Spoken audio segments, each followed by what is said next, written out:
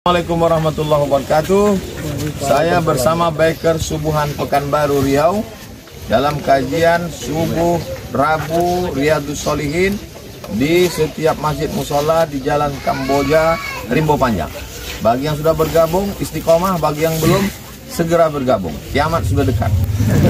Berkah selalu, sukses. Assalamualaikum warahmatullahi wabarakatuh.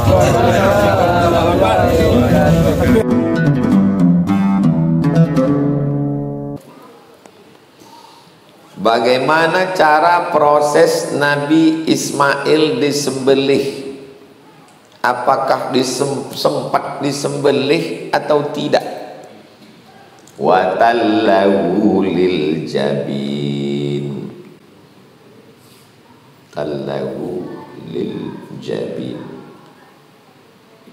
Surat As-Saffat ayat 103. Yang punya Quran bisa dibuka. Surat As-Saffat ayat 103. Wa tallahu lil jabin. Nabi Ibrahim alaihissalam sudah menyiapkan anaknya itu di atas altar tempat penyembelihan. Diletakkannya lah pisau itu di leher Ismail. Ismail merasakan dinginnya pisau itu di dalam. Kata ahli tafsir. Pulang antum dari sini nanti pergi ke dapur, ambil pisau itu letakkan di sini. Terasa dingin, begitulah perasaan Ismail waktu itu. Tinggal menariknya aja lagi. Begitu pas mau ditarik, wa fadainahu bidzibhin 'adzim. Kami tebus dengan sembelihan yang besar. Datanglah malaikat membawa seekor kabsh. Kita menyebutnya kibas, domba, bukan kambing kacang kurus yang bulunya pendek, yang gondrong. Tallahu lil jabin. Sudah diletakkan. Kalau kita menghadap ke arah Makkah, di depan kita ada Jumrah Ula Wusta Aqabah, sebelah kiri ada bukit, di atas ada istana raja. Tengok di bawah tuh ada bulat, dia di atas macam kubah kecil, macam tiang listrik. Sampai sekarang masih ada. Disitulah tempat penyembelihan Nabi Ismail alaihissalam. Begitu kata ahli tafsir. Digantikanlah. Berapa lama Nabi Ibrahim menunggu anak Ismail ini? Rabbi habli minas sholihin, Rabbi habli minas sholihin, Rabbi habli minas sholihin. 86 tahun. Kalau antum nanti jumpa bapak-bapak umur 86 tahun menggendong anak, itulah Nabi Ibrahim AS. 86 tahun. Menikah dengan Sarah, tak ada anak. Tuduh orang Sarah ini aqim, mandul, tak mungkin punya anak. Menikah dengan Hajar, tak ada anak. Setelah 86 tahun, Rabbi habli minas sholihin, Rabbi habli minas sholihin, Hajar mengandung anak. Isma, kabulkanlah. Tuhan. Isma, kabulkanlah. Tuhan. Ismail, kabulkanlah wahai Tuhan. Kabulkanlah wahai Tuhan. Bahasa Ibrani Tuhan. Israel, Isra artinya hamba, Tuhan, Israel hamba Tuhan. Bahasa Arabnya Abdus Somad. Saya ini kalau bahasa Ibraninya Israel, hamba Tuhan. Israel, Israfil, Mikael, Tuhan. Bahasa Arabnya ilah, ilah, la ilaha illallah. Setelah umur Ismail 13 tahun, Sarah yang sudah diponis takkan mungkin punya anak, mengandung.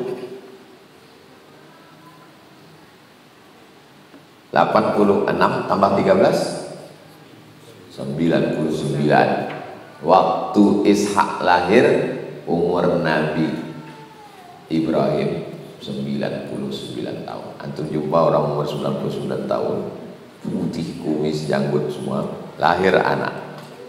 Istri yang diponis tak akan punya anak, tiba-tiba mengandung, umur 99 tahun. Tersenyum Nabi Ibrahim waktu mengandung Ishak.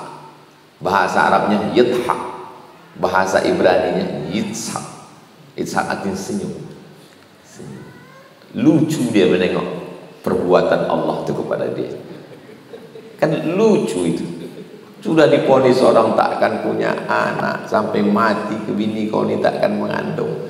Nikah dengan Hajar, punya anak. Setelah 13 tahun rupanya bisa mengandung. Kan lucu, pada akhirnya rencana Allah untuk kita itu indah. Akhirnya kita hanya tersenyum. Ishak, senyuman yang indah. Siapa nama anak kau? Smile. Senyuman yang indah. Antum pikirkanlah kehidupan antum yang menyakitkan, yang perih, tapi nanti setelah 10-20 antum tersenyum. Ternyata rencana Allah itu indah. Ustadz kenal Profesor Anu? Kenal, saya bilang. Kawan saya dekat kali sama saya. Saya dulu sekamar sama dia Pak Ustadz waktu kami kuliah di PGA. Sekolah di PGA sini, iya. Itu Mandua itu dulu namanya PGA Pak Ustadz. Kami tinggal sama-sama di masjid. Jadi bapak sekamar sama dia, sekamar Pak Ustadz. Itu telur ayam itu dulu dibaginya dua Pak Ustadz. Kuningnya pagi, putihnya malam. Senyum dia sekarang. Padahal dulu menangis dia merasa. Asal udah ujung-ujung bulan Pak Ustadz, minyak jelantah itu disapu sama nasi itu Pak Ustadz. Itulah makanan kami Pak Ustadz. Indah. Jadi antum kuliah semangat, tulis semua hari ini. Itu menjadi novel bestseller 20 tahun akan datang. Luar biasa itu. Apa hukumnya panitia kurban dapat daging? Siapa saja panitia kurban itu? Jadi saya ceritakan dulu pelaksanaan kurban yang asli, yang original. Pada tanggal 1 saya pun membeli kambing. Saya tambatkan di depan rumah. Saya kasih makan, kasih minum. 1, 2, 3, 4, 5, 6, 7, 8, 9. 10 pagi balik dari sembahyang. Saya pun mengambil kambing saya. Bismillahirrahmanirrahim. Allahu Akbar. Lalu saya makan hatinya sedikit, belah, ambil hatinya, cuci, jangan sampai makan darah, haram, najis. Kasih limau, bakar, masak, makan. Itulah makanan yang pertama disuap pada tanggal 10 Zulhijjah. Dari subuh tidak ada makan untuk ambil barokah. Perintah Allah dalam Quran. Kulu minha, makanlah sebagian hewan kurban. Sisanya at'imul ba'isal faqir, bagi fakir miskin. Itulah kurban yang paling the best, afdal. Anak bini saya mau makan Pak Ustadz, di bawah afdal, bagi 1/3 untuk anak bini, 1/3 jiran tetangga kawan, 1/3 fakir miskin. Bagus. Tak ada pakai panitia. Tapi karena saya tak sanggup membeli kambing, memotong kambing, menguliti kambing, akhirnya saya datang ke masjid. Pak Ketua Masjid, aku tak bisa mengolah kambing. Kenapa tak bisa Pak Ustaz? Asal ku tengok kambing ini naik darah tinggi. Lalu panitia, ketua masjid pun mengumpulkan panitia. Itu asal muasal asbabun nuzul munculnya panitia.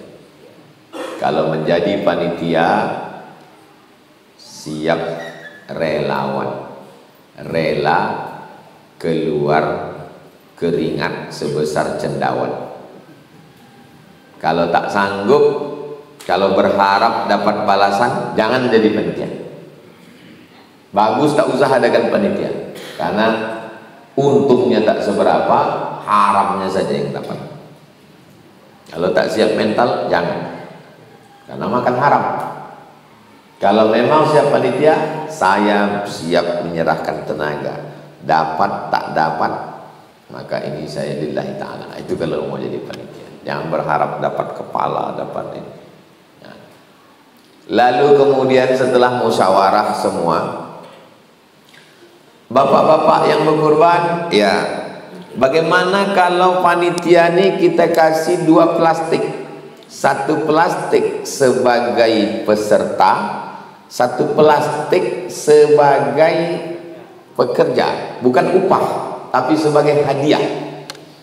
Kata yang berkurban, setuju, halal. Ada 2 yang tak bisa dikasih hadiah karena dia mesti dikasih upah. Pertama, tukang potong. Yang kedua, tukang kulit. Itu jangan kau kasih seplastik, naik parang ke atas. Tukang potong, cakapkan baik-baik. Bapak kan tukang potong, ya. 1 kepala berapa, Pak? Alah, nggak usah lah, Pak, nggak tahu. Serius berapa? Ya saya biasa 1 kepala dibayar 100. Kasih dia 100. Jangan basa-basi. Kalau biasa dia 1 kepala 100, ke masjid kita ada 10 ekor, kasih dia 1 juta. Dari mana duit ini diambil? Makanya akad di awal itu. Saya bayarkan 2.900.000 untuk kurban dan biaya operasional tunai. Akadnya di awal. Sapi dibawa dari Muara Lembu, ongkos survei, ongkos truk dari Muara Lembu ke Rimau Panjang. Sampai di sini tak langsung dipotong, jaga malam. Tukang jagal sama tukang kulit itu diambil dari biaya operasional. Ini perlu saya sampaikan karena ini panitia. Tidak ada diambil dari kas masjid, tak ada. Haram mengambil kas masjid untuk itu karena orang bersedekah untuk masjid, bukan untuk kurban. Nah, jadi panitia kalau dia siap keluar tenaga, keluar keringat, masuk. Tapi kalau tak siap, jangan. Saya capek-capek ini cuma dapat seplastik. Tahu kenapa? Kenapa kamu jadi panitia? Berapalah harga daging itu? Nah, ini tentang masalah kurban. Apa hukumnya panitia kurban dapat daging? Sebagai hadiah boleh, sebagai upah tak boleh. Tak boleh kasih kepala sebagai upah, kulit sebagai upah tak boleh. Jadi kulit macam mana? Kulit kalau digunting halus-halus busuk, tak ada pandai mengolah. Jadi kulit di mana? Kulit dijual. Tapi hadisnya jelas, man ba'a jilda udhiyatihi fala udhiyata lahu. Siapa menjual kulit hewan kurbannya maka tiada kurban baginya. Maksud menjual di situ merubah kulit jadi duit, duitnya diambil balik, tak boleh. Itu sama dengan sudah memberikan untuk Allah diminta balik. Jadi kulit ini dikasih kepada yang bisa pandai mengolah kulit.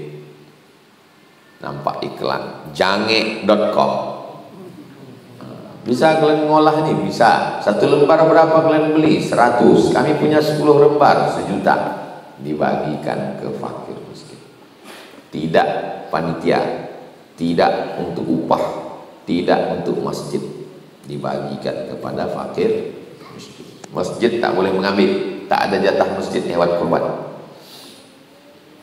Apa hukumnya merayakan ulang tahun di pondok, di panti, tapi tetap pakai acara potong kue?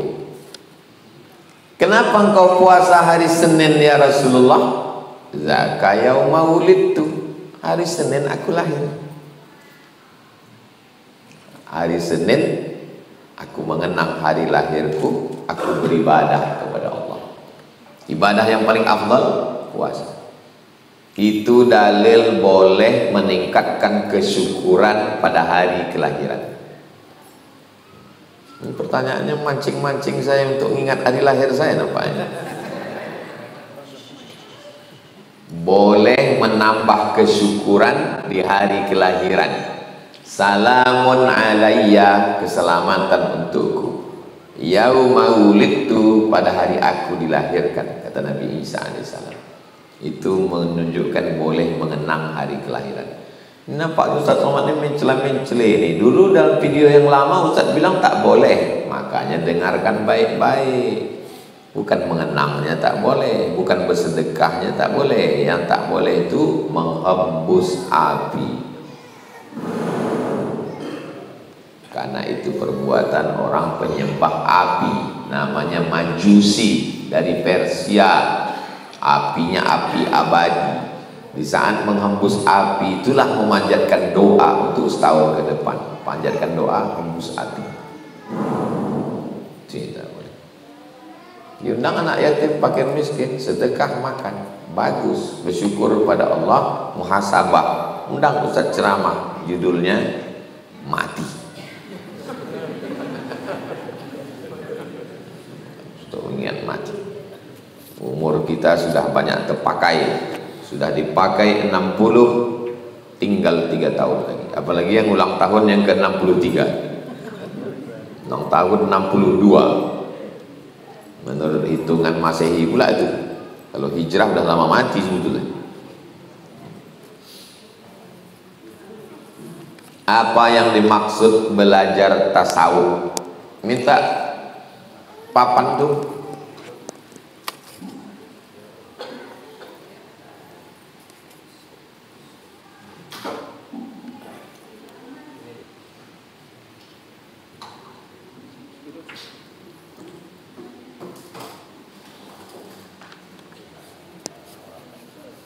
Apa yang dimaksud belajar tasawuf? Apa itu syariat, tarekat, hakikat, ma'rifat?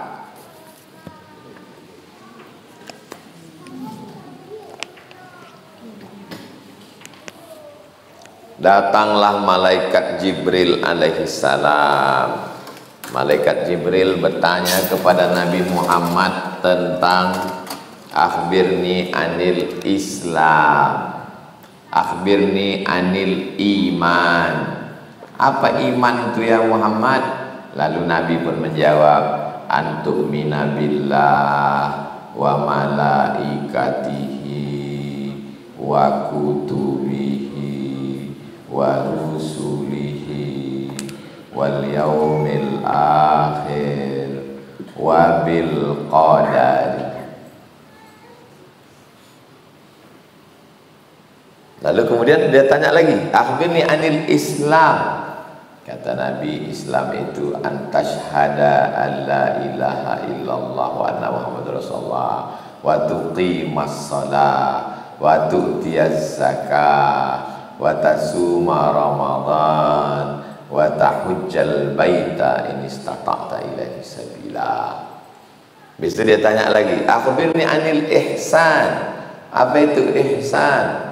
Kata dia, anta'budallaha ka'annaka tarah fa illam takun tarahu fa innahu yara. 3 pertanyaan Jibril inilah yang menjadi dasar ajaran Islam. Dari pertanyaan tentang iman ini muncullah satu ilmu namanya ilmu aqidah. Disebut juga dengan ilmu tauhid. Disebut juga dengan ilmu kalam. Karena waktu membahas ini pakai al-kalamu fi kaza, al-kalamu fi kaza, al-kalamu fi kaza. Maka disebut dengan ilmu kalam. Disebut dengan ilmu al-fiqhul akbar, fikih besar. Karena ini fikih kecil, ini fikih besar. Akidah, tauhid, ilmu kalam, fikih akbar. Satu jurusan khusus Universitas Islam, Fakultas Usuluddin, satu jurusan khusus namanya jurusan AM, Akidah dan Filsafat. Nih. Jadi spesialis dia, spesialis ilmu. Ulama pun menspesialisasikan diri di bidang ini.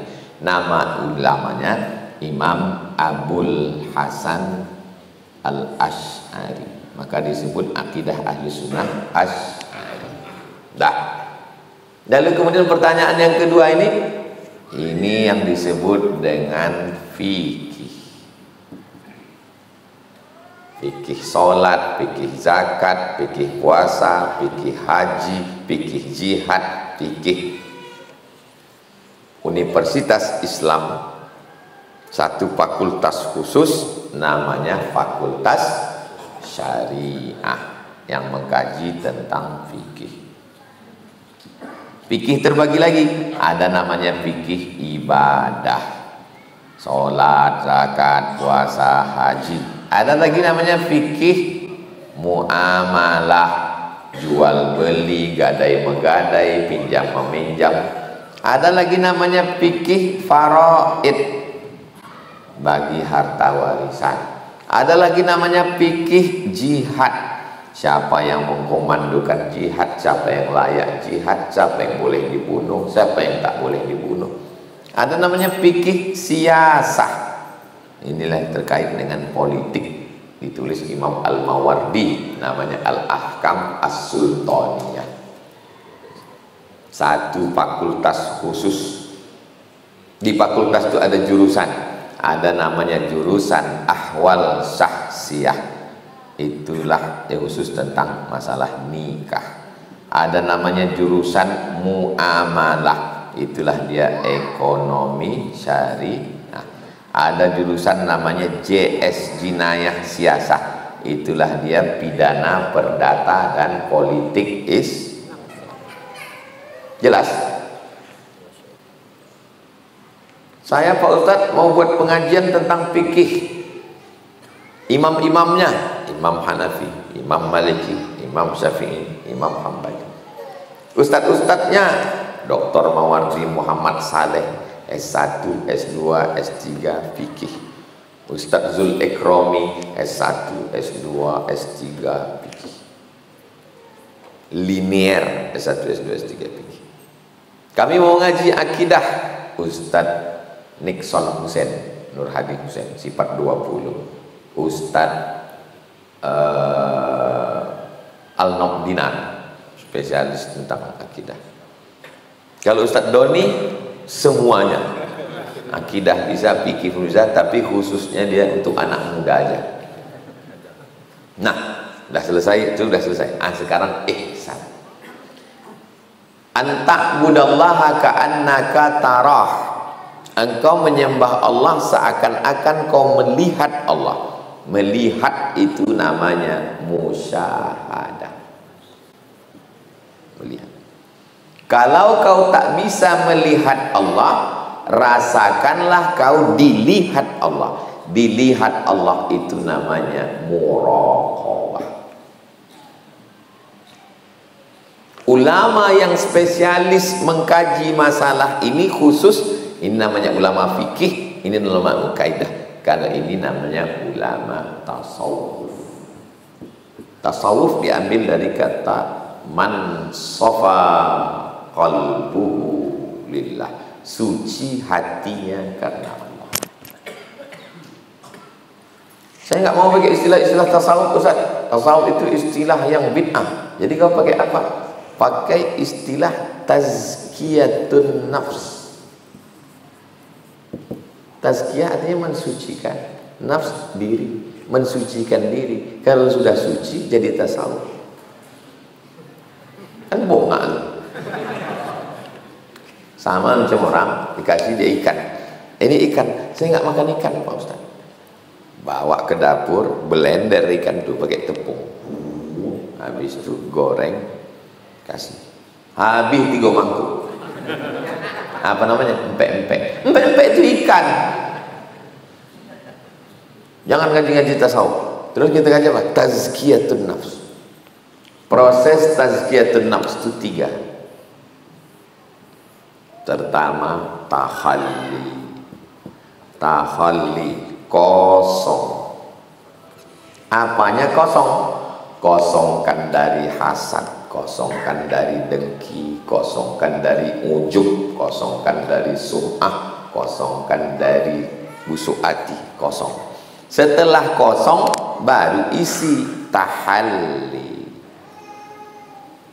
Isi.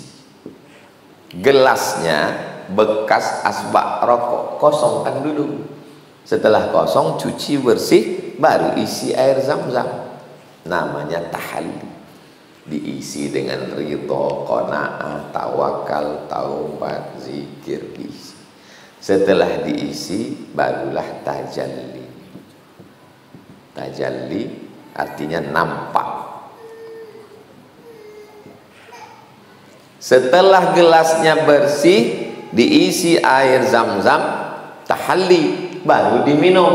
Allahumma inni as'aluka ilman nafi'an wa rizqan wasi'an wa shifaan min kulli da'in wa saqamin bi rahmatika ya arhamar rahimin.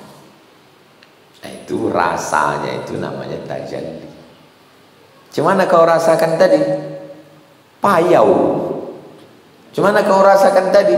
Rasa tak bisa diceritakan. Minum aja lah. Minum air zam-zam itu tak usah diceritakan rasanya. Kau minum, aku minum, kau minum. Ah, udah, rasanya rasakan aja masing-masing. Nah, begitulah tasawuf itu.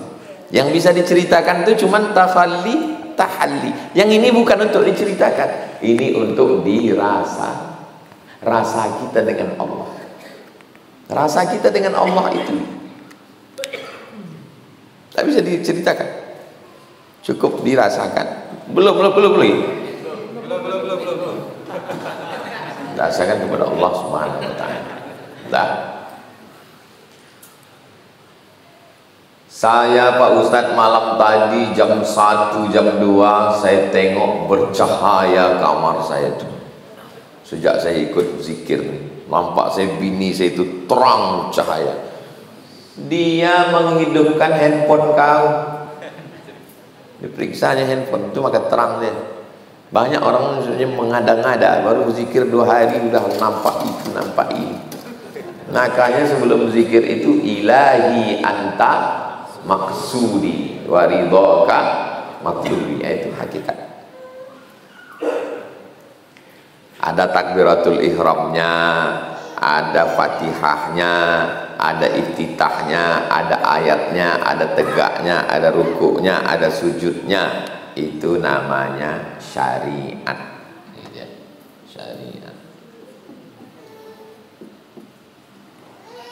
Syariat.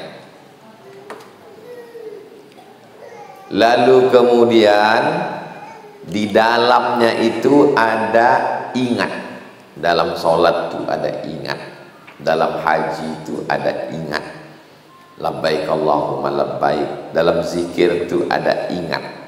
Maka hakikat yang ada dalam sholat, dalam haji, dalam zikir, dalam baca Quran, itu adalah hakikat. Apa hakikat daripada sholat? Ingat, sadar, faham, ngerti. Apa hakikat daripada lari-lari, lempar-lempar, wukuf? Apa hakikatnya itu? Hakikatnya itu adalah ingat, sadar, faham, ngerti. Itu namanya hakikat. Makanya banyak orang menghilangkan syariat hanya berpegang kepada hakikat. Kau tak sholat ke masjid, nah, itu syariat aja tuh. Aku udah sampai ke hakikat. Hakikat sholat itu kan ingat. Aku tak putus ingatku pada Allah. Bagaimana bisa sampai kepada hakikat? Mesti ada jalan. Jalan itu bahasa Arabnya tariqat. Syariat, tariqat, jalan, cara. Bagaimana caranya biar supaya kita khusyuk mengingat Allah? Maka tariqat. Bagaimana supaya kita ingat terus dengan Allah? Ingat tuh hakikat. Caranya biar supaya ingat, tariqat. Kalau Naqsabandiyah dihantamkan ke dalam Allah, Allah, Allah, Allah, Allah, Allah, Allah di dalam 70.000 kali sehari. Jadi Pak Ustadz tidak kerja, tidak makan, tidak minum lah. Memang tidak. Mau 70.000 dari mulai bangun malam tahajud sampai nanti malam. Macam mana cara menghitungnya? Pakai tasbih. Tasbih itu kan di ujungnya 10, berarti 1000. Habis 1000 pakai batu kecil. 10.000, habis itu pakai batu besar 100.000, 10.000, 10.000, 10.000, 70.000 untuk mengsetapkannya ke dalam. Itu menurut Naqsyabandiyah. Menurut Syattariyah lain lagi, menurut Syaziliyah lain lagi. Kebetulan metodenya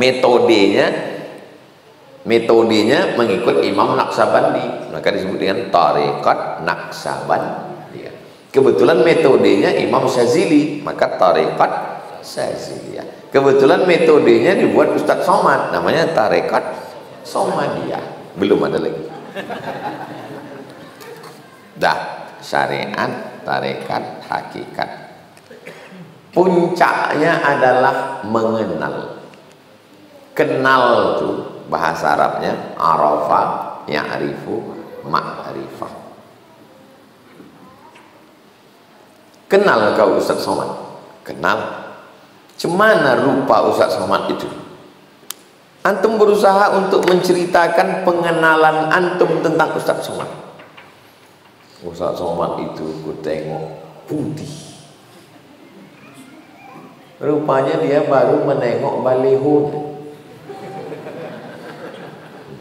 Yang satu lagi ditanya, mau nampak? Aku kenal Ustadz Somad. Dari mana kau kenal? Ustadz Somad itu hitam. Rupanya dia menonton di YouTube, handphone dia udah lama tak berganti. Salah semua pengenalan. Maka pengenalan dengan Ustadz Somad tak usah bilang putih, tak usah bilang hitam. Datang aja kau subuh Rabu, kau tengok sendiri dia baca Riyadhus Shalihin. Nah itulah dia. Maka ketika Imam Al-Ghazali sampai kepada ma'rifah, ditanya orang, Imam Ghazali, iya, sampai kepada ma'rifah, iya. Apa nampak engkau? Apa yang nampakmu di ma'rifah itu? Kata Imam Ghazali, nurun yaqdhifullahu fi qalbi abdi. Allah memancarkan cahaya. Makna qadhafa yaqdhifu, melempar dengan cepat. Qadhaf, melempar dengan cepat. Cahaya yang terpancar dalam hati. Cuman itulah kalimat Imam Al-Ghazali. Berapa lama Al-Ghazali baru dapat cahaya itu? 11 tahun berkhalwat di menara sudut Jami' Umawi, sampai disebut zawiyah. Zawiyah artinya pojok, karena orang itu biasa memilih satu pojok untuk berzikir, maka disebut pojok-pojoknya disebut dengan zawiyah. Orang kita pun banyak juga mencari pojok-pojok untuk tertidur.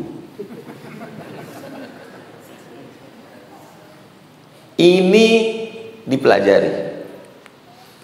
Rukun, syarat, wajib, sunat, gerak, takbiratul ihram, ini dipelajari.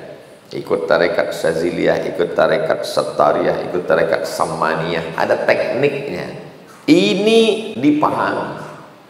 Ini pemberian Allah Subhanahu wa ta'ala. As-syari'atu bila haqiqatin batilah. Hanya sibuk syariat tapi tidak pada hakikat, batil. Orang yang sholat tapi tak ingat, batil. Al-haqiqatu bila syari'atin atilah. Orang yang hanya hakikat tapi tidak bersyariat, atilah. Dia tak akan beramal. Tak beramal, tak sholat, tak baca Quran, tak ke masjid. Atilah. Kenapa? Karena dia mengklaim hakikat. Inilah yang sedang marak di internet. Kaji hakikat ma'rifat, yang isinya pemalas semua. Malas sembahyang, malas mengaji, malas baca kitab, ikut kaji gilo. Penipu, pembohong semua. Bagaimana cara memerangi itu? Tak bisa, karena medsos ini bebas semua. Caranya tidak lain kembali kepada pendidikan. Ngaji. Man tasawwafa, siapa yang hanya bertasawuf, walam yatafaqqah, tapi dia tidak belajar fikih, faqad tazandaqa, bisa jadi zindik, meninggalkan syariat, meninggalkan fikih. Man tafaqqaha, siapa yang sibuk berfikih, walam yatasawwaf, tapi dia tidak bertasawuf, bisa jadi angkuh, sombong. Tapi siapa yang dapat dua-duanya, syariatnya matang, dia juga bertasawuf, tazkiyatun nafs, maka insya Allah. Jadi Ustadz, kami kalau mau belajar tiga-tiga ini, janganlah pakai bahasa Arab Ustadz, yang bahasa Indonesia aja. Fikih, Islam, Sulaiman Rasyid. 1935 dapat ijazah dari Al-Azhar, spesialis mazhab Syafi'i. Beli 44.000 saya beli dulu. Kalau naik saya tak tanggung jawab.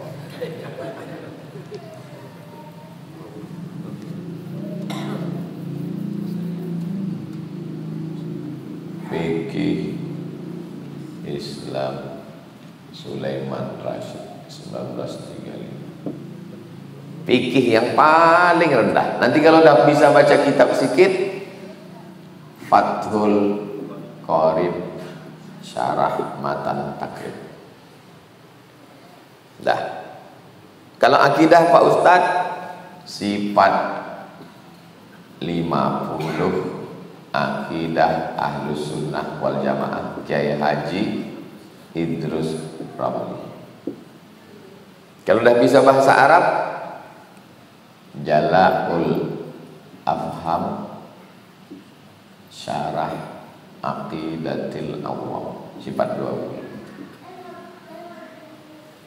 Kalau untuk tasawuf Pak Ustadz, yang bahasa Indonesia, tasawuf modern Buya Hamka. Buku inilah yang dibaca Buya Hamka menjelang sakratul maut meninggal. Dimintanya anaknya, aku banyak menasihati orang dengan buku ini. Sekarang aku perlu membaca buku ini balik. Buku ini bukan ditulis seorang penulis di atas meja dalam